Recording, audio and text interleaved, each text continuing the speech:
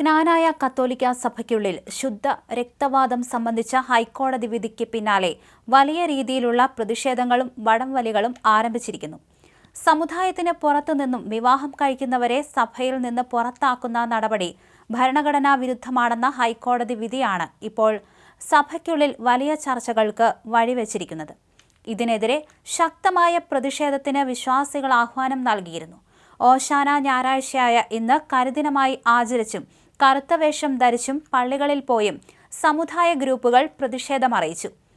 സഭാ നേതൃത്വത്തിന്റെ വീഴ്ചയാണ് ഈ തിരിച്ചടിക്ക് കാരണമെന്നാരോപിച്ച് മെത്രാപ്പോലീത്ത മാർ മാത്യു മൂലക്കാട്ടിനും പുരോഹിതർക്കുമെതിരെ രൂക്ഷമായ വിമർശനമാണ് ഉയരുന്നത്.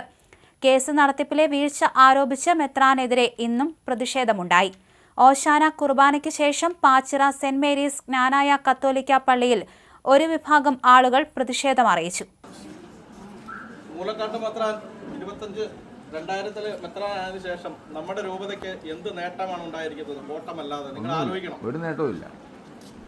നമ്മുടെ കുന്നശ്ശേരി പിതാവ് കൊണ്ടുവന്ന കാര്യങ്ങളല്ലാതെ നമ്മുടെ സമുദായത്തെ തളർത്താനുള്ള എല്ലാ പരിപാടികളും പുള്ളി പ്ലാൻ ചെയ്ത് പുള്ളിനെ കെട്ടിയിറക്കിയ പോലെ വന്നിരിക്കുന്ന ഒരു മെത്രാനാണ്. അത് നമുക്ക് എല്ലാവർക്കും അറിയാം. നമ്മൾ എല്ലാ മാധ്യമങ്ങളിലും നമ്മളത് അറിഞ്ഞുകൊണ്ടിരിക്കുന്നതാണ്.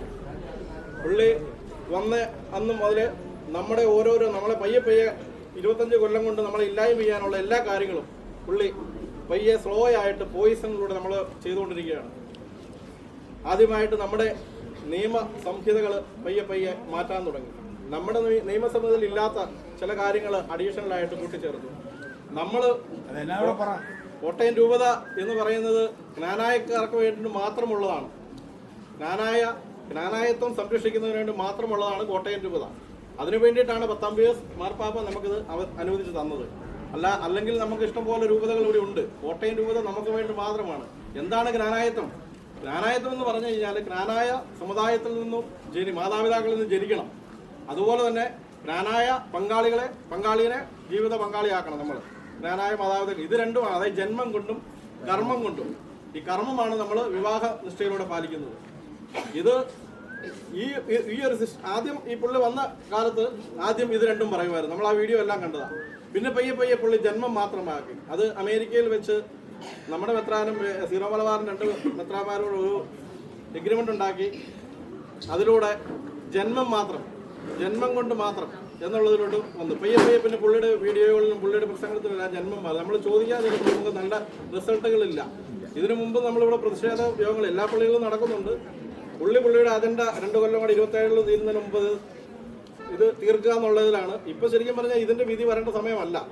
ഇപ്പം വിതുപ്പ് കേസ് അങ്ങനെ 1-2 കേസിന്റെ ഇതോടെ അങ്ങ് വെച്ചേക്കാൻ പറഞ്ഞുകൊണ്ട് ചെയ്ത് ഇപ്പം ചോദിച്ചു മേടിച്ച വിധിയാണ് ഒരുമിച്ച് കിട്ടിയിരിക്കുന്നത്. അല്ലെങ്കിൽ ഇച്ചൂടെയൊക്കെ നീണ്ടു പോകാമായിരുന്നു.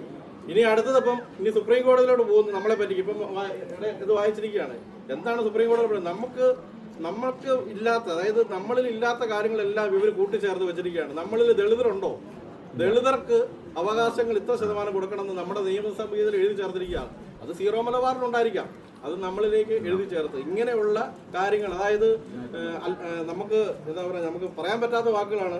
അങ്ങനെ ഉണ്ടാകുന്ന കുഞ്ഞുങ്ങളെ മാമോദീസ മുങ്ങുക, ഇതൊന്നും നമ്മുടെ അടുത്തുണ്ടാകുന്ന കേസുകളല്ല. ഇങ്ങനെയുള്ള പുതിയ കാര്യങ്ങൾ ഇവർ എഴുതി ചേർത്ത് നമ്മളെ ഇല്ലാതാക്കാനായിട്ട് ശ്രമിച്ചുകൊണ്ടിരിക്കുക. ഇങ്ങനെ സമുദായത്തെ ഇല്ലാതാക്കാനുള്ള ഈ മെത്രാന്റെ കുൽസിത ശ്രമങ്ങൾക്ക് നമ്മൾ ചെറുത്ത് തോൽപ്പിക്കാതിരിക്കാൻ പറ്റത്തില്ല. അതിനു വേണ്ടിയിട്ട് നമ്മൾ ഇനിയെങ്കിലും ഉണർന്നില്ലെങ്കിൽ, ഇതിനു മുമ്പ് ഞങ്ങളൊന്നും ഉണർന്ന സമയത്ത് നമ്മളെ അവഹേളിച്ചു അല്ലെങ്കിൽ ഇതുണ്ടാക്കി ഇതെല്ലാം നമ്മൾ എന്തെങ്കിലും ഒരു സമരത്തിന് എന്തുകൊണ്ടാണ് നമ്മൾ ഇത്രയും കേസിലൂടെ തോറ്റു പോകുന്നത്? നമ്മുടെ കാര്യങ്ങൾ ബോധിപ്പിക്കാനുള്ള, അല്ലെങ്കിൽ നമുക്ക് കിട്ടിയിരിക്കുന്ന അവകാശങ്ങൾ അത് ബോധിപ്പിക്കണം. കോടതി അത് എൻഡോഗമി പാലിക്കുന്നതിന് അവർക്ക് ബോധ്യപ്പെട്ടിട്ടില്ല കോടതിക്ക്. അതാണ് അത് ബോധിപ്പിക്കാനുള്ള ആർക്കാണ് കടമ? നമ്മുടെ നേതൃത്വം. അല്ലെ അവർ രാജിവെച്ച് പോകണം. അടുത്ത ആൾക്ക് സമുദായ സ്നേഹമുള്ളവർക്ക് വിട്ടുകൊടുക്കണം. അത് ചെയ്യല. നമ്മുടെ KCC നേതൃത്വം ഇതുപോലെ അന്മായ നേതൃത്വമാണ്.